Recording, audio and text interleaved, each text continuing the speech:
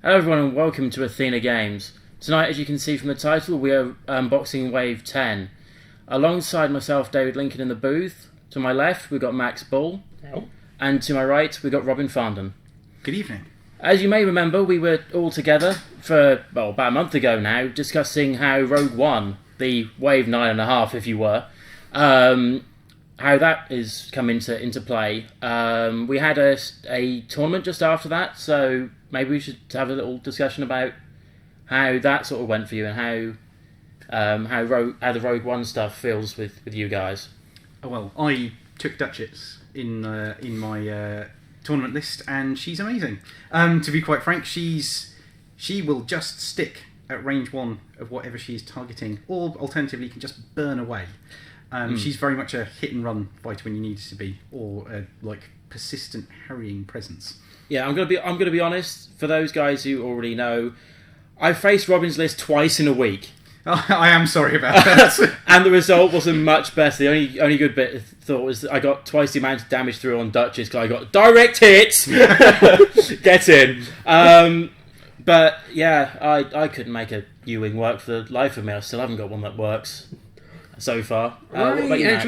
I haven't had a chance to fly either of them yet, but I did do I was in the commentary booth for the last tournament here. Ah, yes, you were indeed. And we saw at least a couple of both of them.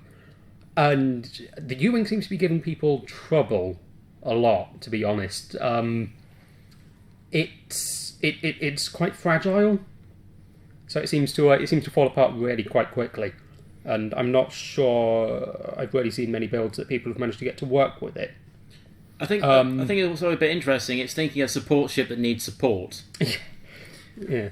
To be honest, my thought on the U-wing is that people are flying it as a support ship when I don't think that's predominantly its role. I think what it wants is a fire control system, and then something like Ray on there for consistent, fully modified shots every turn. The ability to do a hard stop to cause things to crash into it, and it's there to act as this big, somewhat beefy, it's like an agility 2 Lambda more or less, that can just keep putting damage out. But it's so much more agile than a Lambda because it's got a white hot turn, it's got the pivot wing title, but I think the pivot wing title needs to be used very sparingly. Yeah, no, just messages actually coming in from Hedge along those exact lines, keeping it cheap and leaving don't do the flip on your first pass. That I think that is run away first to get some distance. Run away first, and then on your return trip, flip it and then get them on the return as well. That is a nice, interesting thought. But I think that's probably the best way to play it as well. But then the striker, I think, has probably done better out of the two. A lot better. It's the manoeuvrability on that thing. You can't really tell where it's going to go, especially Duchess. It's incredible. It moves like anything. Yeah, the banks really work nicely on that, and especially Duchess with the effectively switch on, switch off of adaptive ailerons. It's the unpredictability of it. You can never be entirely sure where any of them are going. But again, Duchess especially. The others, you can tell they're going to do that boost to begin with, but you either know they are or they aren't, because they must do it if they're not stressed. If they are stressed, they can't. Yes, but But Duchess having that option, it's she's got 6 options of where she's starting her maneuver from. Yeah, it's crazy. What are you doing with that? No, she is approaching the old glory days of Whisper. But obviously not to quite the same extremes, but there is such a high level of unpredictability. She's very difficult to block, and blocking on that initial adaptive ailerons move doesn't really matter. No, because there's the whole ruling on that is if you bump with that, you're still able to do your manoeuvre, and it's not considered to have bumped, so you can still do your actions if you're unbumped at the end of the actual movement that you've done. Yeah. It's so cheap as well. That's the big thing with the TIE Strike for me. The fact that you can get a 3 attack dice ship onto the board for 17 points. Yeah. And then you've still got that speed and unpredictability. I genuinely think there is mileage to be had from swarming 4 or 5 of them and just cascading them around the board. Just don't fly them in formation. Fly them as this unpredictable morass of ships that your opponent can't deal with. Oh yeah, They have to split up their forces to point at Yeah, they can't quite face all of them, and Yeah. yeah. Yeah, no, it's one of those things. I think the strikers are amazing. The U-wing is in a bit of a bad place, but it's not saying that I won't keep trying different things out on it. I think the U-wing, it's more people haven't quite figured out what it's for yet, Or figured out necessarily what it is. Yeah, is it a support ship, or is it a support that needs support, or how do you fly it? I think the one that's going to get a lot of play is Cassian, because of his ability to be able to unstress a ship things, at the start of the activation phase. Yeah, that's a nice thing. With Inspiring Recruit, you then have the option to obviously remove 2 stress. Yeah. But then it's that you could then have that unpredictability factor again, going, now I've unstressed something.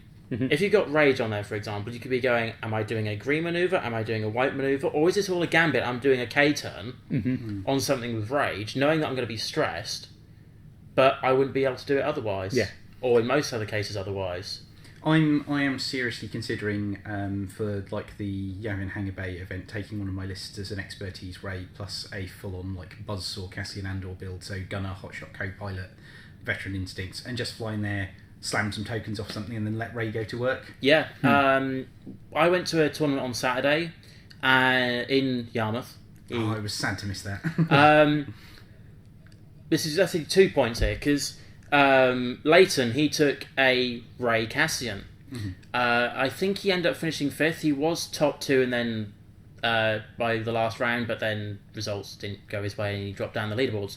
But the fear factor is, and this is the second point we're going for before we get things kicked off this evening, is the current meta state. Well, how do I get around saying current meta state without mentioning Paratani? The fact of the matter is, 2 lists were taken with it, so 8 games being played with it, only defeated once. Finished 1st and 3rd. It's a strong list. To be completely honest, I think the thing that we've got with Paratani is it's a combination of elements that people haven't figured out how to deal with. It's not like the X7 Defenders, which are hugely strong, hugely tough, have got this consistent damage output, all of that. But it's obvious about what you need to do to deal with them. Paratani's got so many component elements, and someone who knows what they're doing and is flying it well can bring each of those elements in at the right point and then remove them from the equation at the right point as well. It's Paratani in a lot of ways. It's kind of like a bunch of sort of interlocking gears, though. You take out the Manaroo, and a lot of the rest of it drops quite quickly. Well, you kind of go one way. You go Manaroo, remove support. Remove Fen Rao, you've lost most of the teeth. Yeah. But it's how do you shut it down? There's several ways I think about it. You either go high pilot skill. We had one. We had one of them on the stream. I don't know if we still have the image from. I don't, sadly. We don't. No. You kill the Manaroo. You kill the support ship, because then they're not getting all of their tokens anymore. Yeah. No. You do have to go for Manaroo, lose the support. Go for Fen Rao, lose the teeth. And go for everything. Go for Asajj, but the stress control is huge. The stress is the stress. The thing is, we're seeing more ways around stress control now. Inspiring recruits it's one of them. It's one of the best things against. For 1 point, you've basically double stress into problem anymore. I also argue that in many ways, Paratani and Mindlink lists more generally are insurance against stress. One ship gets stressed. They all get stressed. But that's not a huge problem, because not really. No. One of them does a green and one do focus. Yeah. I learned that because I took my my version of that, which was Manaroo, the Guri, and Palob. I didn't do that well. I either lost 100 naught or won 100 naught or a buy, but I came up against a Paratani and it was just a absolute murder. I went for Asajj, realised I wasn't going to get anything through. Went for Fen Rao, didn't get any damage through, and then just full out lost. But now is the main event for the evening. It is the Wave 10 unboxing. So getting you for that tonight is myself, David Lincoln, Max Ball and Robin Farndon. Hello. And for a special one-off fun tonight, the stream ace with no face currently, Elliot Baker. He's going to be putting up all the stuff on the overlay as we go through and as we talk through stuff. We've got also a nice little twist this evening. We've all submitted 3 different lists: 1 Scum, 1 Imperial, 1 Rebel list. At the end of the night, as we do on our unboxings, we have a match-off. There is a poll going on currently at the moment to find out whose lists are going to be played at the end of the night. There is one key rule in this, though. You have 2 votes, but you cannot vote for the same commentator or host. So you can't vote for 2 of Robin's, 2 of mine, or 2 Max's. They have to be 2 different people. Currently at the moment, the top 2 here is Robin's Rebel list and Max's Scum list. Nice little colourings on there, which makes it helpful for us to find out what's what. But if you keep your votes coming in, guys, and we will, at the end of our unboxing, go into the actual live match as per your request. So make your votes count. Without further ado, we'll actually get started this evening with the first of the 3 ships, Sabine